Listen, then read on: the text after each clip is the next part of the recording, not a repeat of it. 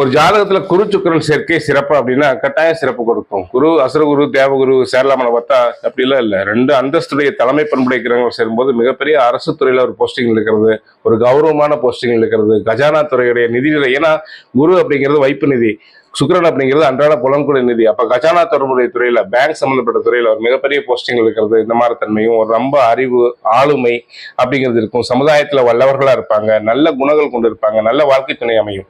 இதே 3, 6, 7, 8, 12 குருச்சுக்கிரன் சேர்க்கை இருக்கக்கூடாது. அப்ப 3ஆம் இடத்துல இருக்கும்போது என்ன செய்யணும்னு கேட்டீங்கன்னா, இவங்களுக்கே ஒரு பொறாமை குணம் அப்படிங்கிறது இருக்கும். அதே மாதிரி 7, 6ஆம் இடத்துல இருக்கும்போது இவங்களுக்கு சிற்றின்ப விஷயங்கள் ரொம்ப கவனமா இருக்கணும். அதே 7ஆம் இடத்துல இருக்கும்போது பாத்தீங்கன்னா நோய்கள், உடல்நிலை நோய்கள் தாக்குதல் அப்படிங்கிறது இருக்கும்.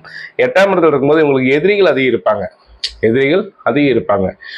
அதே 12ஆம் இடத்துல இருக்கும்போது தேவையற்ற விரயங்களை ஏற்படுத்தும். அதனால ஜாக்கிரதையா இருக்கணும். எப்பவுமே ஒரு கிரக சேர்க்கை திரிகோணத்திலே கேந்திரத்தில் இருக்கிறது மிக சிறப்பை